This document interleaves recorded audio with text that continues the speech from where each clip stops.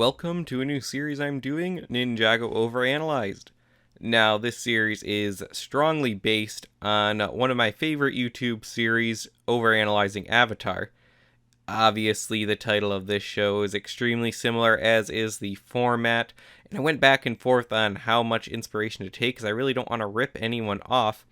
However, that guy really inspired me by doing a show about a show that he really loves in a format I really liked, and I'm only imitating it as I want to do it with a show that I really love and give my thoughts on it in much the same way. So I highly encourage you to go check out his channel. I think the overlap between Ninjago fans and Avatar The Last Airbender fans is really high. His videos are probably going to be a lot higher quality and more entertaining than mine. Go ahead and watch the whole series where he goes over every episode of Avatar. I'm going to go ahead and do it with every episode of Ninjago, because Ninjago is a show I really enjoy. I've seen every episode at least twice, many of them many more times. And there's so many little things, whether it be errors, trivia, or just things that I really like to point out while watching the show. I thought it would be fun to make a video where I go over those. Rewatch every single episode and make a video about it, sharing my comments in one of these as I go through.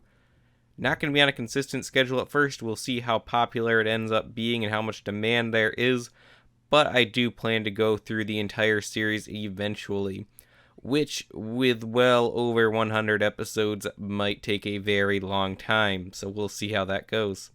So without further ado, let's get things started with the pilot episode number 1, Way of the Ninja.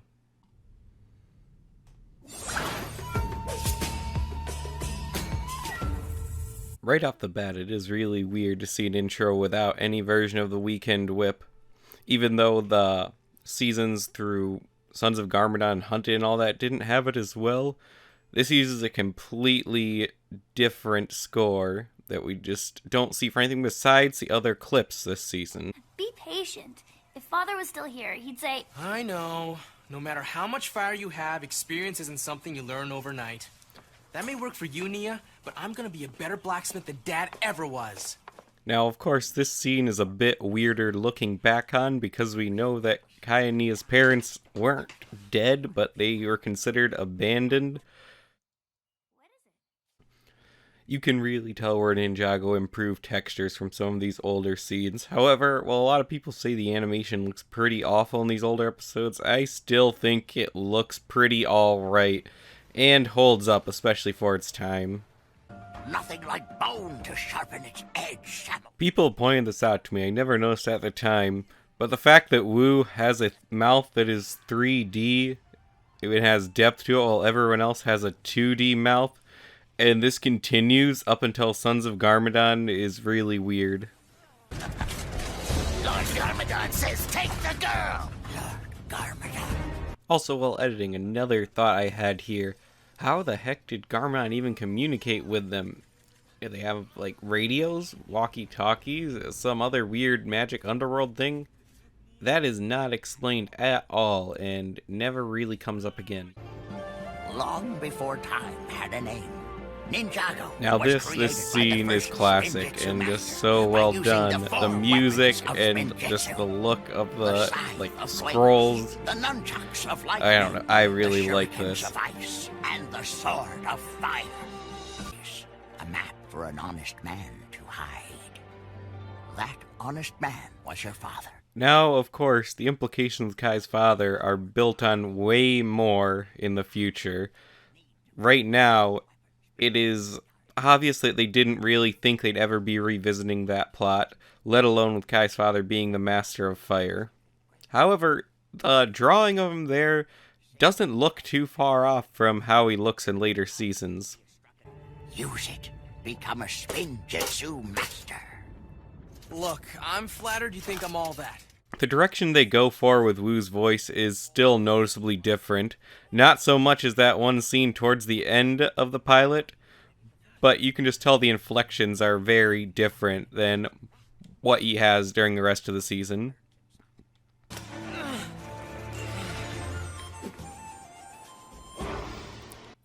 I think this is one of the only times in the shows Wu is actually shown as that competent and stuff, he really doesn't do much for the majority of the series.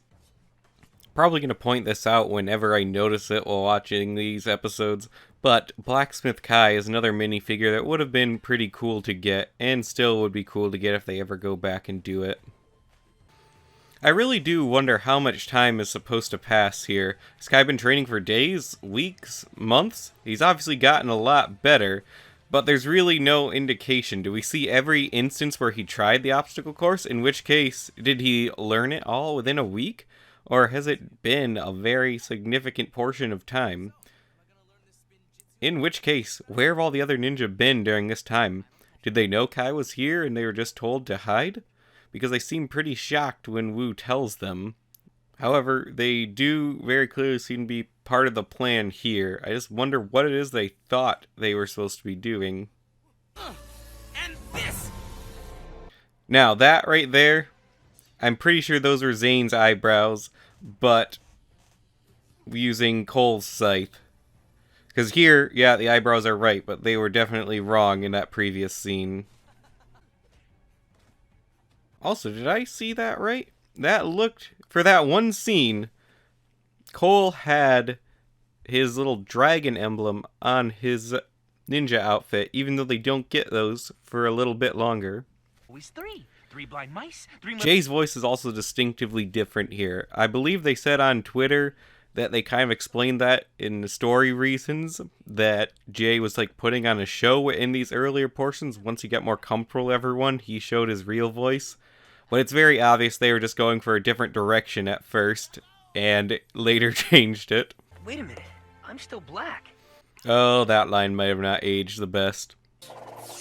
Wait, what was that thing that Zane just did with the shurikens? That is not at all something that comes up later. It was a joke. Ha ha. Ah, I miss old Zane. Again, I really wonder what the timeline was here. Were the other ninja with Wu for months, years, or just days before Kai got here? Thus, Wu begins his life of utter gluttony, sloth, and uselessness. I believe it's implied later that the ninja have never been to Ninjago City. Maybe I'm wrong, but in that case, Jay is in another city with skyscrapers, and we do not see that city again later. Power. Yeah. Man, the 3D mouth kind of bugs me here. I can't unsee it. Now, I could say something here about Cole having originally meant to be the leader, and that's immediately discarded, but I feel like it's been said so much at this point, there's really not a lot more to be said. It was something they just decided they did not want to go with going forward. What's the matter with you? What was that voice? That did not sound like Jay at all. Was that even Jay? What the heck are those heads back there? They're kind of creepy. It is interesting how the dragon in the show is nothing at all like in the set. It's probably the biggest discrepancy so far, being the set is a completely wingless dragon. I see why they probably add them. It might have either been a feature in a previous version of the set, or more likely, they just wouldn't have known what to do with it in later seeds if it didn't have wings like the other dragons. Then my brother was there. If I got Garmadon's voice back in these episodes was so cool.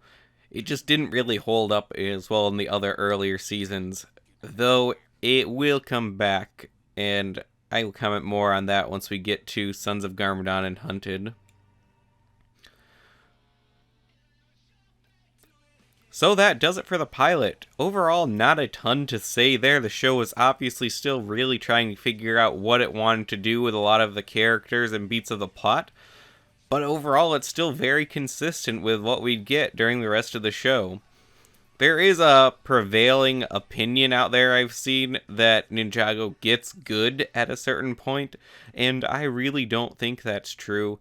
I think if you don't like these first pilots, and especially Season 1, then you're probably not going to enjoy the rest of the show. Because Ninjago has always had a very strong identity, and it really just is what it is for the rest of the time it's on air, even though we see that in different ways. That's not to say there aren't certain elements that are not improved upon and refined. There certainly are, and this certainly isn't Ninjago at its best. It certainly gets better, but it always has that same feel and consistency, which is actually something I appreciate about Ninjago overall. Next time we'll visit the second part of the pilot, King of Shadows, and then we'll go over the mini-movies before we get into what is really the meat and potatoes of the show with Season 1, Rise of the Snakes. As always, with any of our videos, if you enjoy, please leave a like, share the video, subscribe to the channel, click the notification bell, all of that stuff. Also, please leave a comment on stuff you have found in this pilot episode, interesting things you like, things you dislike, and your comments on my thoughts and criticisms overall. I'd love to hear what you think as well. It may actually help form some of the things that I focus on going forward with this series.